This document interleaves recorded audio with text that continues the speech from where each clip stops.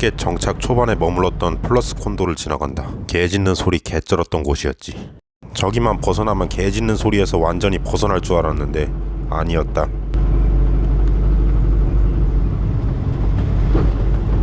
빠덩으로 넘어가는 이 구불구불한 오르막길도 이제 당분간 올 일은 없겠지. 여기 오토바이로 넘어가려면 상당한 집중력을 발휘해야 한다. 특히 비 오는 날이면 더 그렇다.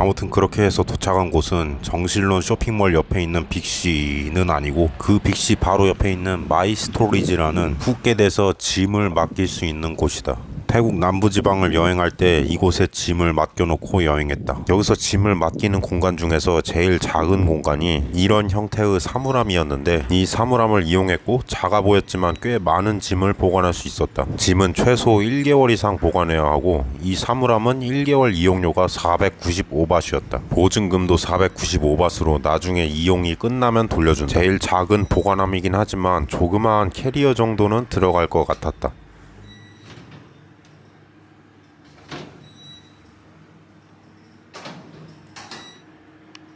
짐을 찾고 빠덩 앞바다에 왔다. 내가 처음 푸켓을 여행한 2016년에 태국 밴드 버디살렘의 르어 렉 구원 억작팡이라는 노래를 자주 들었는데 지금도 그 노래를 들으면 푸켓에 처음 여행 왔던 그때의 기억이 떠오른다.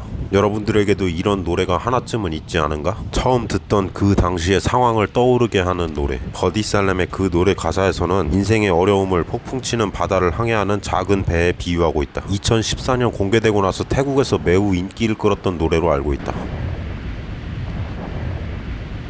개인적으로 바다를 좋아해서 푸켓과 태국 남부 지역에서 오래 머물긴 했지만 이제 곧 우기의 절정이 다가오기 때문에 더 이상 이곳에 머무르는 것은 어려울 것 같다. 원래 본거지였던 방콕으로 간다.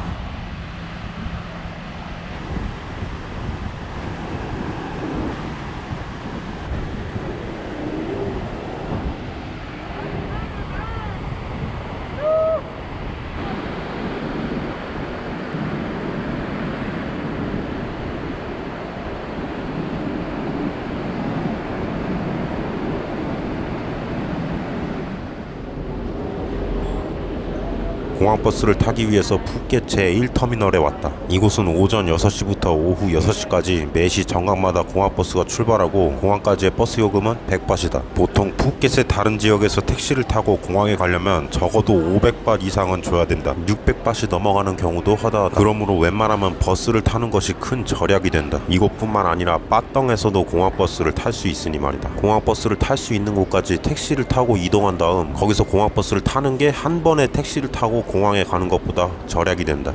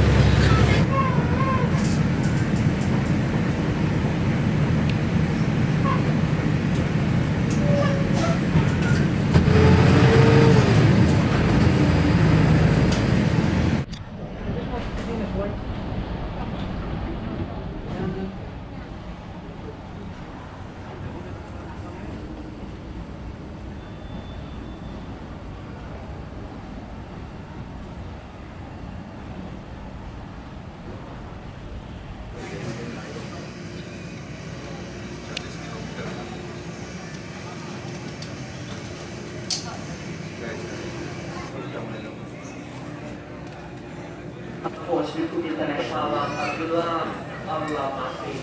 Jadi file search ko jauh stop at 40K na to file.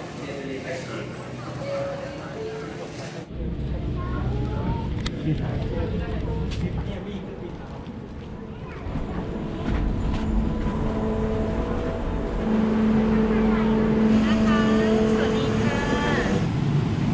그렇게 비행기 안에서 자리를 잡고 앉았는데 잠시 후에 나는 깜짝 놀랐다. 유명한 태국 유튜버를 비행기 안에서 목격했기 때문이다. 내 구독자 수의 대략 20배의 구독자를 가진 그 태국 유튜버는 심지어 나와 자리도 상당히 가까운 곳에 앉았다. 평상시 유튜브 화면으로만 보던 사람을 실제로 보니까 신기했다. 나는 그를 상당히 의식했는데 그는 내 시선을 느꼈을지 잘 모르겠다. 그의 유튜브 영상 댓글란을 보면 우연이라도 당신과 태국에서 마주치고 싶다. 당신과 태국에서 만나서 술 한잔하고 싶다. 이런 구독자들의 댓글들이 쇄도하고 있다. 솔직히 나는 그의 태국에 대한 일부 의견에 대해 동의하지 않는다. 물론 동의하는 부분도 있긴 하다. 그런데 내가 동의하고 말고 그런 것이 도대체 뭐가 중요하단 말인가? 중요한 것은 그의 태국 이야기에 사람들이 더 많이 귀를 기울인다는 것이겠지. 태국 유튜버는 태국이라는 악기로 태국에 대한 영상을 연주하는 악사와도 같은 것이다. 같은 태국이라는 악기로 연주를 하는데 누구는 4만 명의 관객을 끌어모으고 누구는 2천 명의 관객을 모은다. 이게 악기의 문제는 당연히 아닐 것이고 악기를 연주하는 사람의 퍼포먼스의 문제일 것이다. 결국 내 영상의 조회수, 내 채널의 구독자 수는 결국 나 자신이 만들어낸 퍼포먼스의 산물인 것이고 이에 대해 어느 누군가를 원망할 수는 없을 것이다. 태국에 람마이디 톳비 톳글렁이라는 속담이 있는 것처럼 말이다. 그는 영상에 나오는 것과 똑같은 옷차림으로 정갈하게 차려입고 있었다. 관찰해보니 영상을 찍고 있는 것 같진 않았는데 저렇게 차려입고 있다니 그것도 신기했다. 반면에 나는 개판이었다. 푸켓에서 온갖 무거운 이삿짐을 다 들고 와서 땀에 쩔어 있었고 패션도 거지 노숙자 같았다. 만약 그가 나를 본다면 그렇게 처입고 다니니까 구독자가 2,000달러밖에 안 되지 비용신아 이런 생각을 하지 않았을까. 그래서 우연이라도 태국에서 마주치고 싶다는 구독자들이 줄을 선 그 태국 유튜버와 우연히 마주친 나는 결국 아는 척을 하지 않았다. 나중에 옷 좀 차려입고 세력 좀 더 키우고 다시 마주치고 싶지만 아마도 그런 날은 오지 않을 것 같다. 그가 내 영상을 볼 일은 없겠지만 나는 그에게 당신은 정말로 대단하다 이런 말을 해주고 싶다.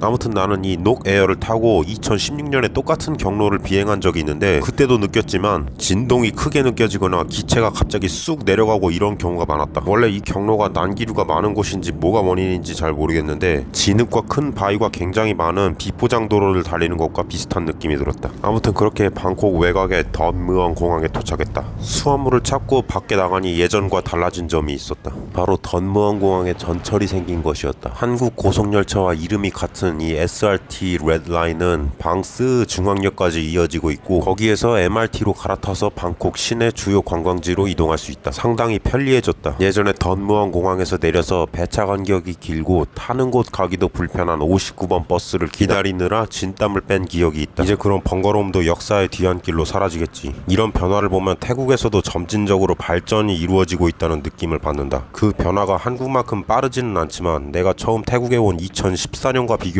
해봐도 분명히 달라지고 있음을 느낀다. 아무튼 그렇게 표지판을 따라서 걸어서 이동하다 보면 SRT 던무엉 공항역에 도착한다. 환승역인 방스 중앙역까지의 편도 요금은 33바트이다.